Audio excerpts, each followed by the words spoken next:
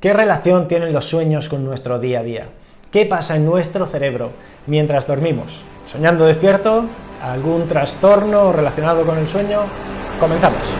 Hoy continuamos con el resumen del cerebro inconsciente. Sí, este resumen me ha quedado un poco largo porque su primera parte está en el anterior vídeo y bueno, pues vamos a continuar, sobre todo porque había un tema muy interesante que no quería dejar pasar y era el de los sueños, el cómo afecta el inconsciente y el consciente a nuestros sueños. Lo primero que hay que conocer son las etapas del sueño.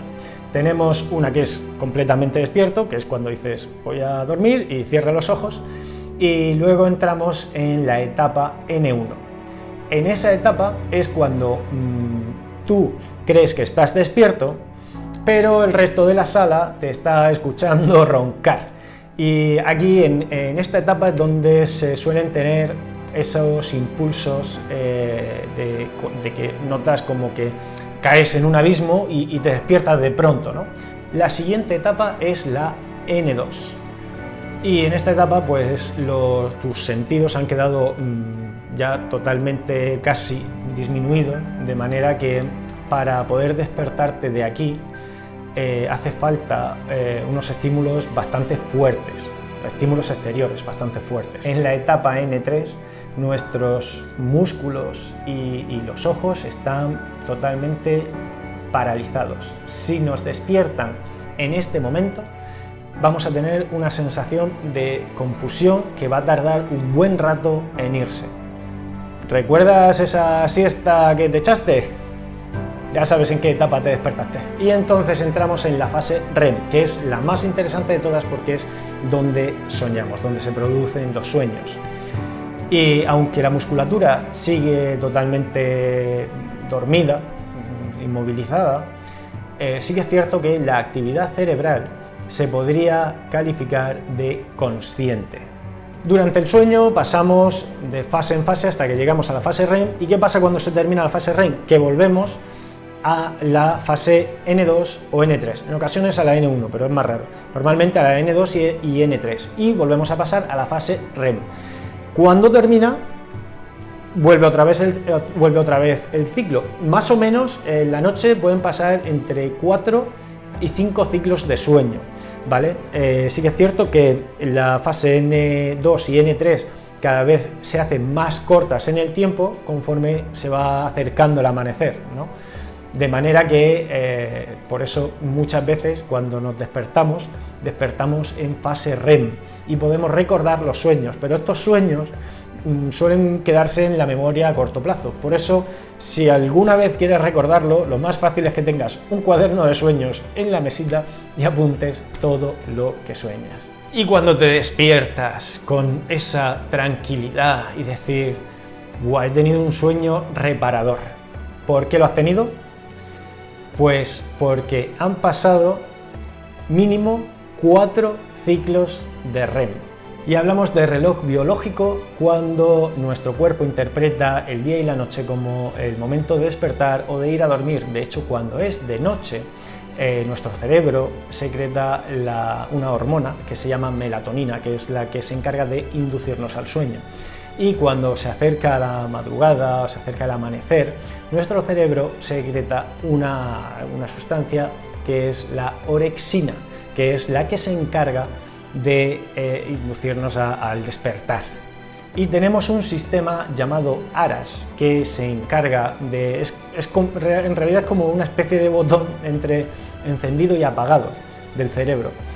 Esto, cuando falla, provoca el coma o el estado vegetativo persistente, del cual no nos podemos despertar ni con los estímulos más fuertes, ni siquiera con los más dolorosos. Y también existen estados intermedios entre estar despierto y estar dormido, a los que se les llama estados disociados. Soñar despierto es uno de esos estados disociados del sueño, en los que todo el entorno se vuelve borroso y se sustituye por fantasías normalmente gratificantes, ¿vale? Y claro, al volver de ese estado pasa como en los sueños REM, que cuesta mucho porque se almacena en la memoria a corto plazo, entonces cuesta mucho recordarlo, por lo menos con detalles. Otro estado disociado es aquel en el que estás en un sueño en el que eres consciente, en el que tienes el control, porque sabes que es un sueño. Y de hecho esto no es muy normal, hay gente que de vez en cuando pues, le sale porque sí, y hay otros que lo consiguen mediante autosugestión antes de irse a dormir. Claro, yo recuerdo el que me haya pasado muy poco, a lo mejor 2 o 3 veces en toda mi vida, ¿no? Y es bonito porque tienes la sensación de que es un sueño, sabes que puedes hacer lo que quieras, tienes el control de todo, incluso puedes volar, y esa sensación es maravillosa. ¿Por qué se produce esto? Pues esto se produce porque cuando te quedas dormido no se ha mantenido activa la parte prefrontal del cerebro, que es la que se encarga de planear y de ejecutar la voluntad de lo que deseas y de lo que quieres.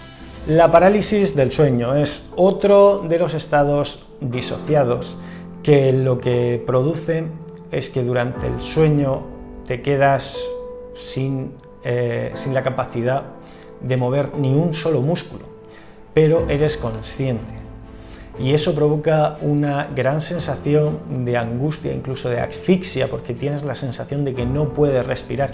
Yo hace años conocí a una persona que le pasaba esto cuando dormía la siesta. Y la verdad que cuando te lo cuenta es realmente aterrador. Otro de los estados disociados es el sonambulismo. La gente se levanta mientras está durmiendo y comienza a hacer cosas del día a día porque su inconsciente las tiene programadas y se dedica a hacerlas. Hay gente con la que puedes mantener incluso conversaciones estando ellos dormidos.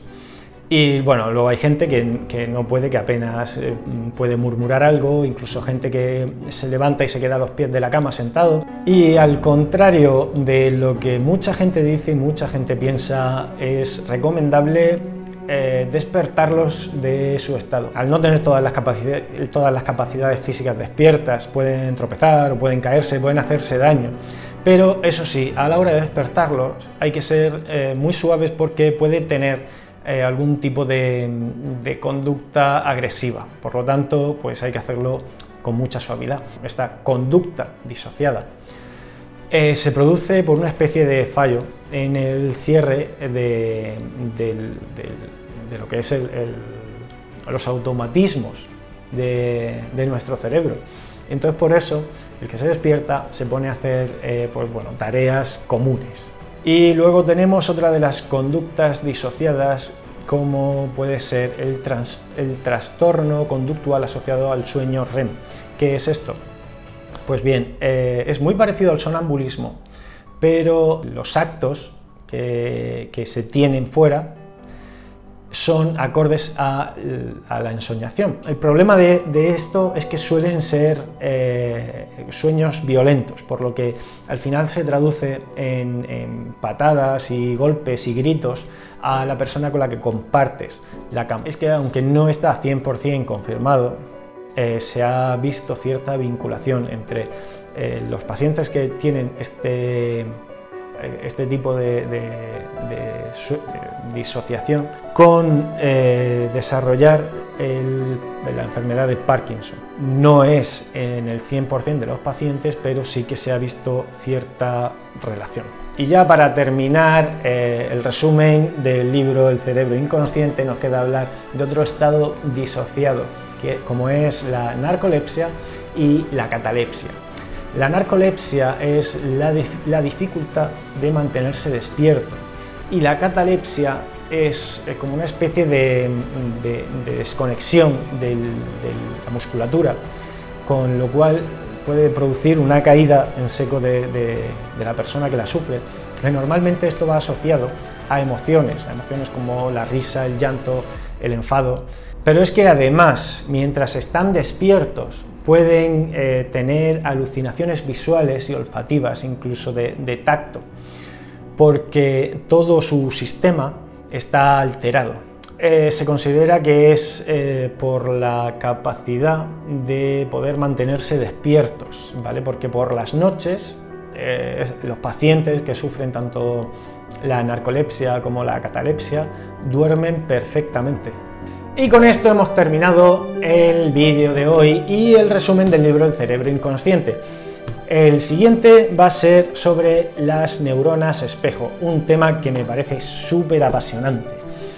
Y ya sabes, si crees que este vídeo le puede servir a alguien, pues compártelo, dale a me gusta, si me estás viendo en YouTube, suscríbete y dale a la campanita. Nos vemos.